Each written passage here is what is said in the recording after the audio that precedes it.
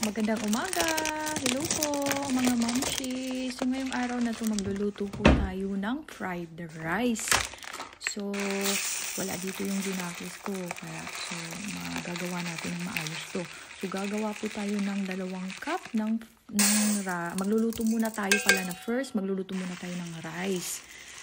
So wala kasi akong lumang rice, mas maganda kasi pag yung lumang rice, yung kahapon, mga ganun. So, wala kasi ako. So, magluluto tayo ng bagong rice. So, yan, hugasan muna natin. So, 2 cup na rice to. Hugasan muna natin siya. Yan. Tapos muna natin yung tubig. Tapos, hugasan muna natin yung kawali na paglulutuan natin. Kasi, marumi. So, yan. Tapos na. Lalagay na muna natin yan. So, habang habang hindi pa luto yung rice, i-prepare muna natin yung mga ingredients na para sa ating fried rice. So, meron tayong 2 maliliit na patatas. Binabad sa tubig. Tapos, meron tayong ground pepper, salt, sesame oil, tapos olive oil, butter, at 2 maliliit na carrots at 5 cloves ng garlic. So, yan yung mga gagamitin nating panghalo para sa ating fried rice. Okay, so, the rice is done. Yan, so now luto na yung rice natin at nahiwa na rin natin lahat. So, ngayon magpapainit tayo na So, we cut already the carrot, the cloves, the butter, so, yan na, nahiwa ko na lahat, pati yung maliliit na potato. So, yan, mainit na. So, ilalagay na natin yung So, first, we need to put the olive oil and then after the garlic and then the rice. The butter. Garlic. We put the butter, carrot, the garlic, carrot, and then the potato. So, and then after the seasoning and then na tayo the last kasi is the luto na yung rice. ating rice. So, now, so, yan. Mainit na rin yung kawali. Ilalagay na natin yung olive oil. Pagkatapos, ilalagay na natin yung 2 cubes ng butter para hindi masunog yung olive oil. Isa rin to sa magpapasarap ng rice. So, yan. Mix muna natin. Pagkatapos, ilalagay na natin yung 5 cloves ng garlic na hiniwa-hiwa-hiwa natin ng maliliit.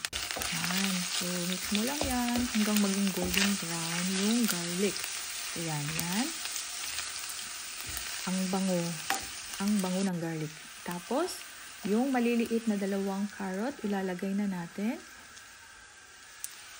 Yan. Then, mix din hanggang ma-dissolve yung niya. Para luwas yung color niya, yung parang orange na ganun. Tapos, ito na yung 2 maliliit na patatas na hinuga natin kanina at binabot sa tubig. Yan. Ilalagay na natin yan. Mix din. Mix. Tapos, pahinaan natin ng konti.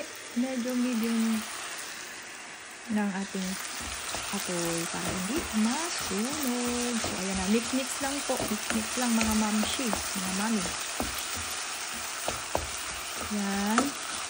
Pagkatapos nyan, lalagyan natin ng kaunting ground pepper. Kunti lang.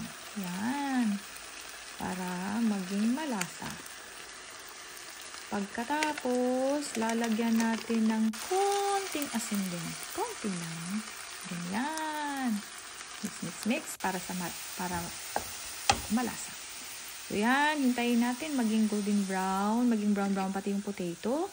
Tapos, pag naging gano'n na siya, brown na ilalagay na natin yung mainit nating rice. Kakaluto lang. So, ayan na. So, ilagay mo na yan. Yung buong rice. Lahat na. 2 cups pala yan. Kaya medyo marami-rami. So, yan. Tapos, lalagyan natin ng sesame oil para mas lalong maging mabango. Yan. Pagkatapos, salt ulit. Lagyan natin ng konting salt ulit. Ito, marami-raming salt kasi nilagyan na natin yung rice. Yung rice kasi walang lasa. So, medyo lagyan natin ng marami-rami. So, depende sa panglasa nyo po. Gusto nyo medyo maalat. So, nasa sa inyo na rin po. Tapos, i-mix mo na yan. And voila! Patay ng apoy kasi luto na yung ating masarap na fried rice. So, maganda po ito kahit wala po kayong ulam, kahit rice lang. Ay, napakasarap. Rice, kanin, ulam na. Parang ganon. So, try nyo po mga mamshi. Masarap po siya kahit walang ulam. Yan. Sana po nag-enjoy po kayo sa video ko at paki-like and share. Maraming salamat po sa panonood. Bye-bye!